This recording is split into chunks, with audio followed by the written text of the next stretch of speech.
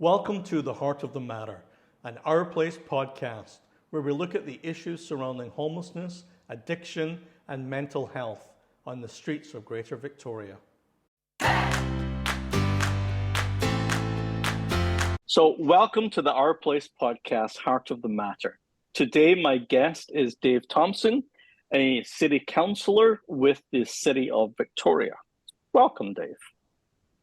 Thanks for having me. So I found it kind of interesting just before our chat here began that just yesterday, I guess, the latest homelessness count came out, which there was no real big surprises in there that I saw. It looked very similar to past years.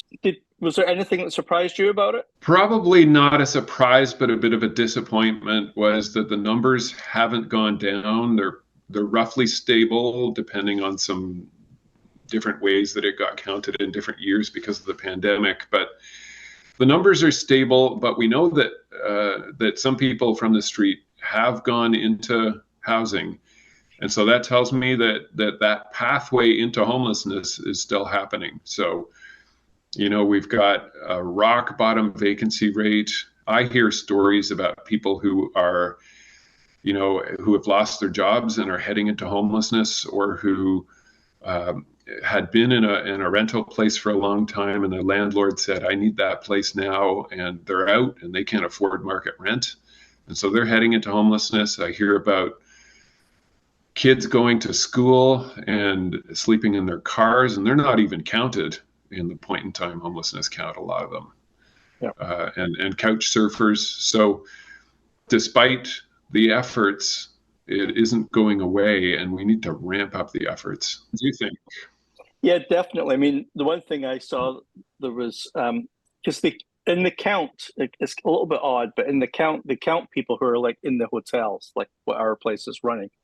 You know, so even though we house 500 people, that's still considered temporary, because those hotels will be torn down at some point, or leases will expire, those kinds of things. So those 500 people are housed, but they're precariously housed. Now, all of them are on a path towards permanent housing, and there's just not enough permanent housing on there. I mean, our place just opened its very first permanent housing site in Saanich on Albina Street. That's 52 people, you know, but we house like over 500. So 10% have moved into permanent housing. That leaves 90% who aren't. And then the other thing I thought I saw, there's 242 people unsheltered, which makes sense, but it's an awfully large number, isn't it? You know, for people that don't seem to have any access to shelters or housing. It is. It's and I know that the province is building affordable housing, and it's building supportive housing, and it's hiring the supports.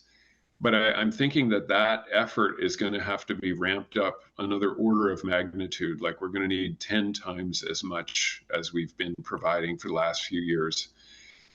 And we're going to need some designated spaces for people to shelter in the meantime. You know, I go down Pandora every day, and I'm fearful for somebody stepping out from behind a tent or even tripping onto the road. The cars and trucks are whizzing by about 12 inches away from people's tents. You know, we've got to give people a safer place to be, and as for parks, we've got to give people a safe place to be. We've got, you know, it's a beautiful summer day right now, but winter and cold weather is going to be here before we're ready for it. We're going to have to find the places around the city where we say it's okay for you to set up your tent here until we have proper housing for you. And we're not going to require that it be torn down every day. We're going to let you stay here. We've done this before. We did this with 940 Caledonia after people were camping in Central Park, and we had that big rainfall, and people got flooded out and kind of got mudded out, and there were rats and everything. We set up, I wasn't involved in it, but I think our place was, and the city was, set up on a parking lot, a bunch of pallets, and People could put their tents up on the pallets. They didn't have to take them down every day. It was managed, like a lot of the community members themselves were involved in managing it. And it was a big success. And, there were supports involved and security, and the site was contained. And I think we're going to need to reproduce that kind of solution region-wide in a whole bunch of places. But I really do hope that the provincial housing, supportive and affordable housing, ramps up quickly. Yeah, I mean, we have certainly seen, with the people that we got into housing, as we got them stabilized, as we were able to get them so they were getting physical care, mental care, getting their meds monitored, and just giving them that sense of security that my estimate is about 80% of the people that we housed are doing fantastic and are definitely on the road to permanent housing. There's that other sort of 15 to 20% of people who weren't ready for the rules that it requires to live in a community, or their addiction was such that it was in control, right? And I think that's the big thing that we're seeing on the street. I noticed in the point in time, Coun, the biggest reason that people said they were on the street was, well, the three biggest reasons was, one was substance abuse, one was mental health issues, which often are linked, but not always. And then also, of course, poverty. Just as you were talking about, rents are going up, people lose their jobs. It doesn't take much to fall between the cracks. We saw a lot with seniors, in this last couple of years coming in, people who'd never been homeless before coming in to access meals at our place and stuff like that. And so it's I think that's the big thing, is we need those different platforms of housing, like you were saying with the tents.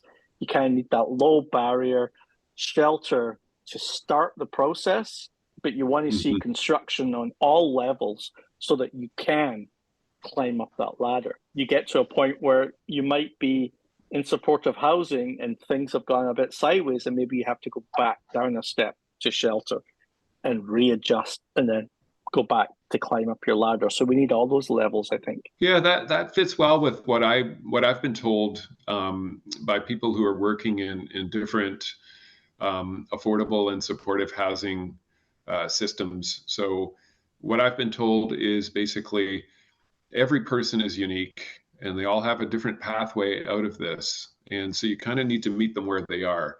So some people are going to need supportive housing with mental health care supports.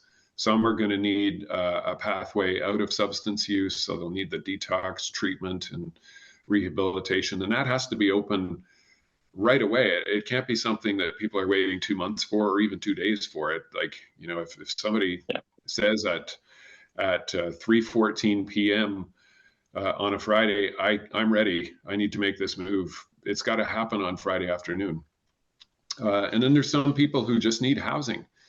Like, I think that the numbers for the point in time count were something like in this between 60 and 70% have either a mental illness or a substance use disorder, and which means that there's hundreds of people who don't, and all they need is the housing.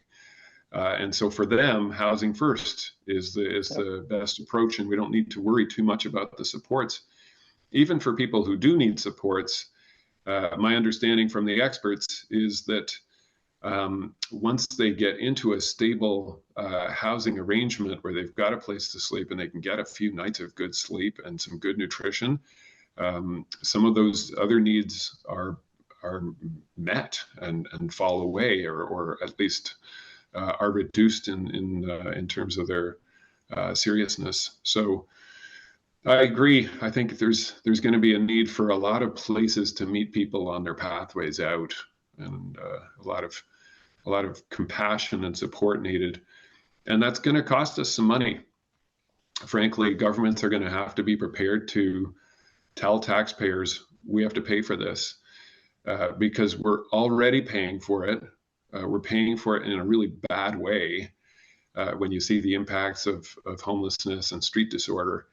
And the evidence that's out there internationally is that it's cheaper to actually house people and provide the supports than it is to have them on the street. Yeah, we So, find that a lot at our our new roads therapy recovery community in View Royal, which costs approximately $75,000 a year to have someone in treatment.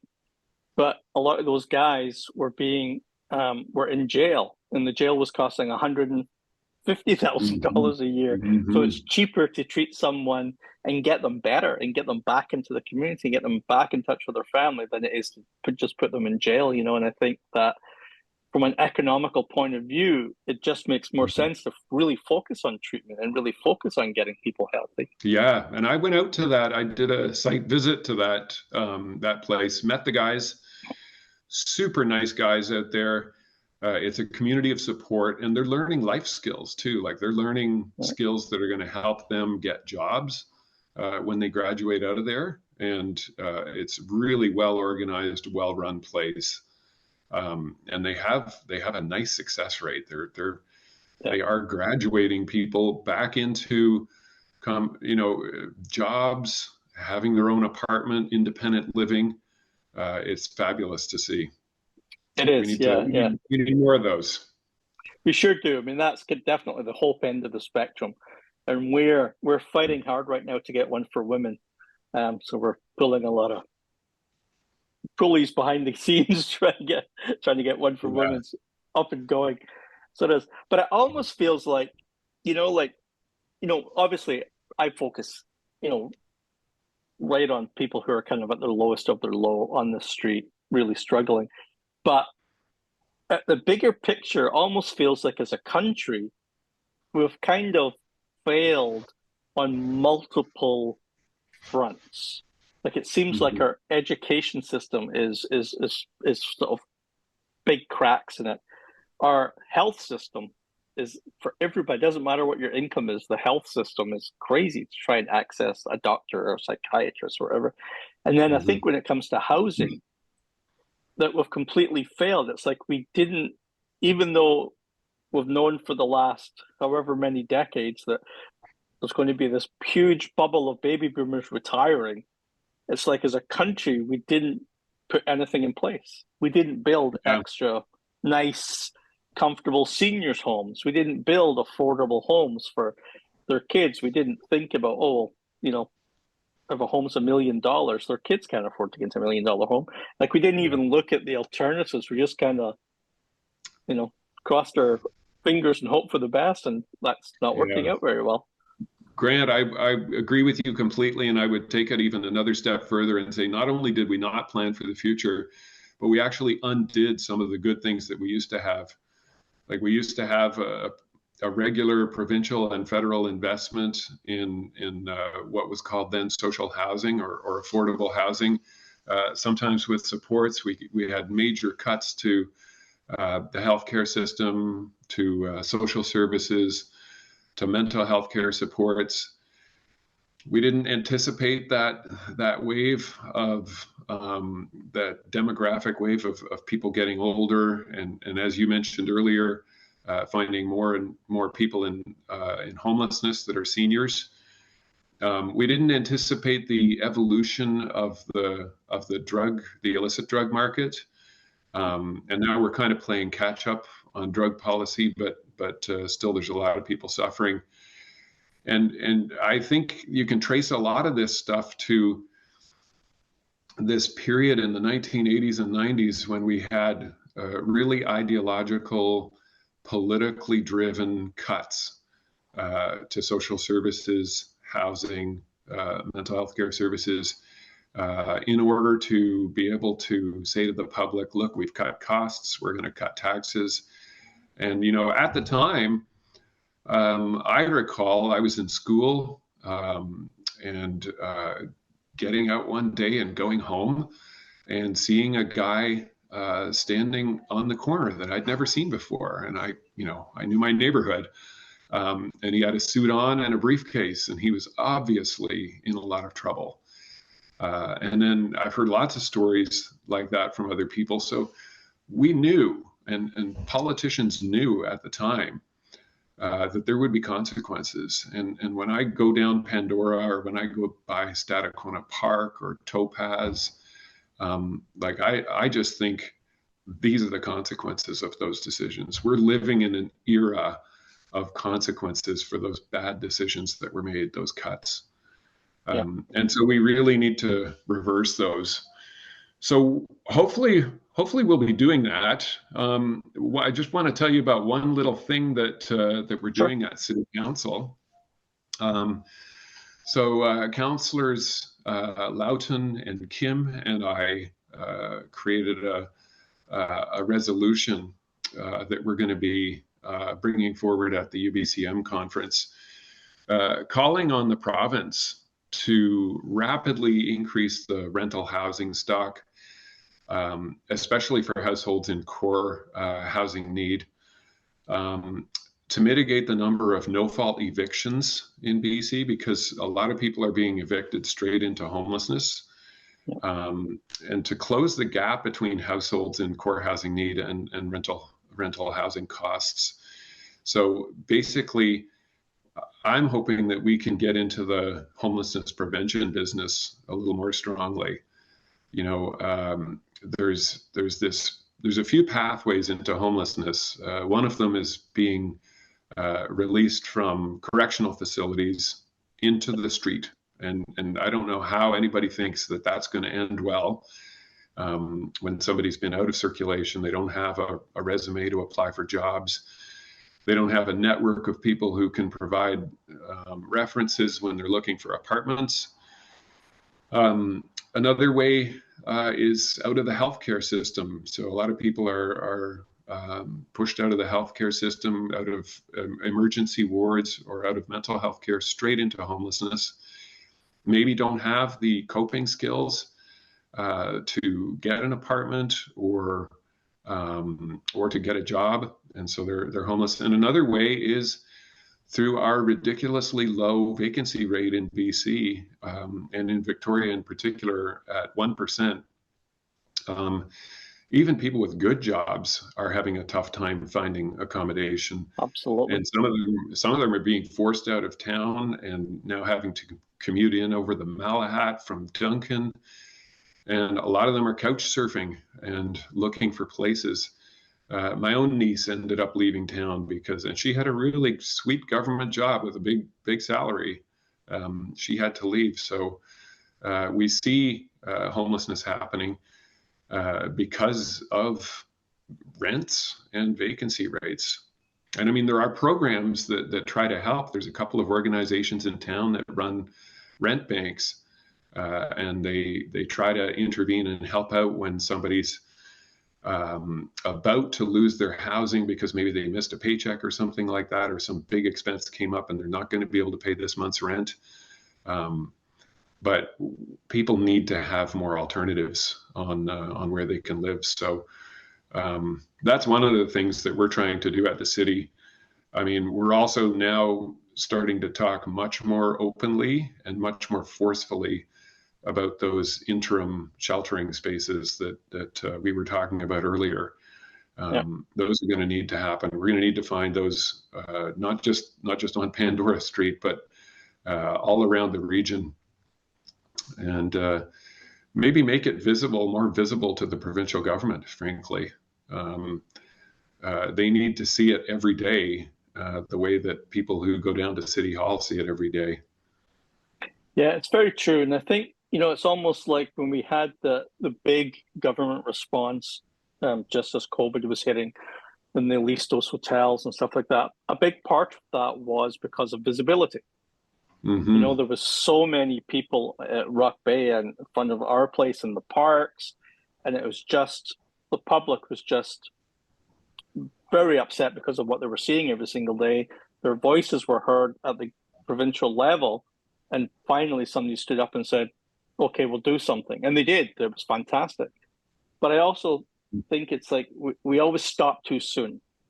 You know, like even when we look at, you know, Portugal's model of harm reduction and treatment, which was lauded for a while, but even they're now slipping backwards because they stopped funding it.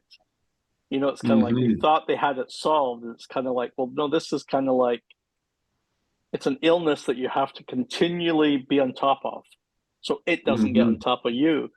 and we forget Mhm. that it's like, and housing is so much that way. It's like yes, we've got some permanent housing in the pipeline, but there should be new ones. There hasn't been anything new announced in about 3 years, so it's taken that long.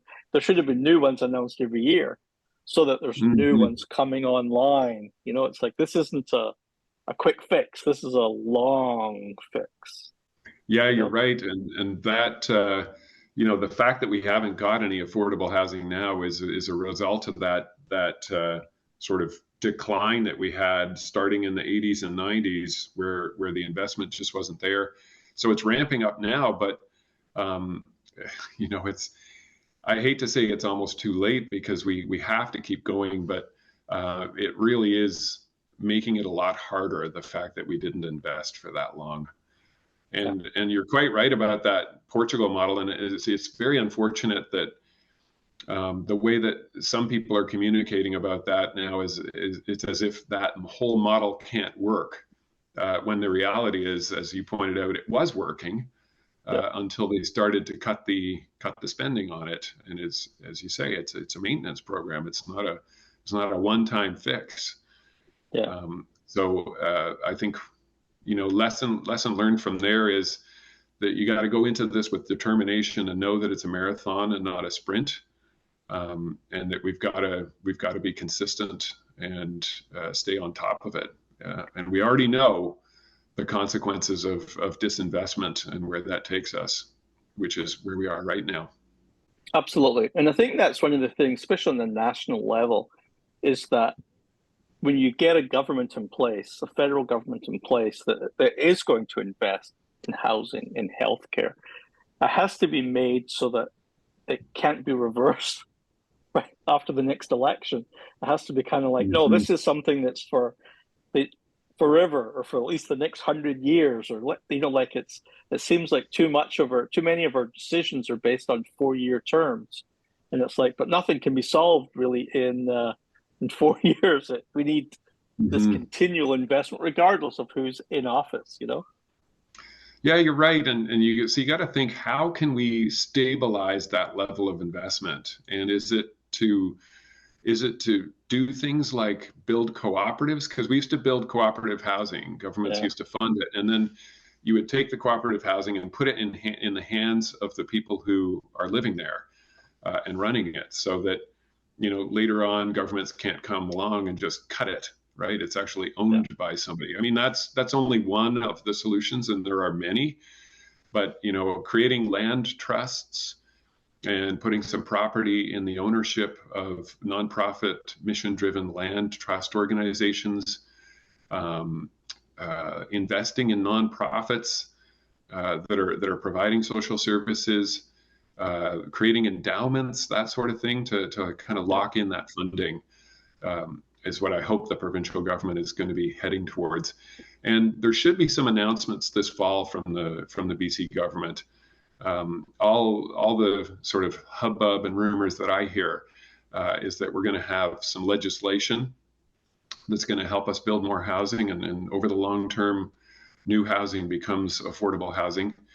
And then also, I think we're going to see some investment in the sort of neighborhood-wide and city-wide and region-wide responses to homelessness, street disorder, and all the problems that we're seeing in the city right now. So I'm hopeful for that. Certainly, there is an election coming, and I can't imagine any party wants to be seen as failing on this file. Like it yeah. is, this is a potential election changer.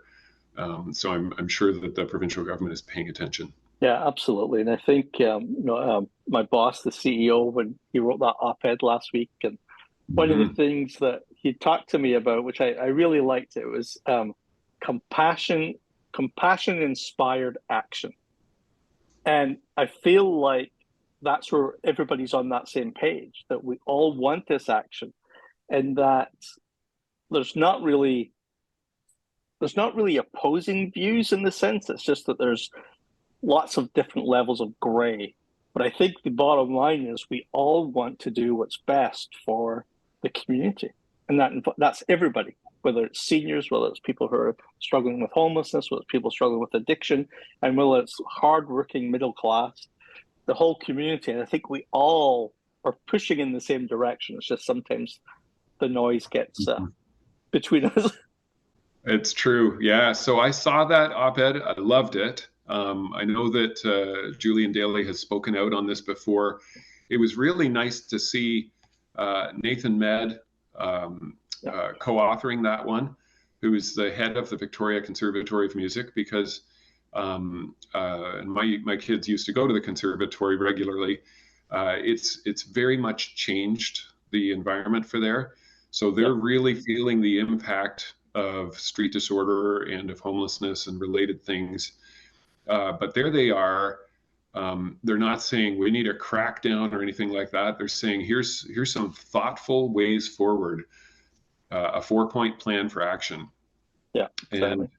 And on City Council, I'm the downtown liaison, which means that I liaise with the Downtown Victoria Business Association, the Downtown Residents Association, the downtown service providers, the Pandora 900 block agreement group, and lots of people. And I talk to a lot of downtown residents all the time.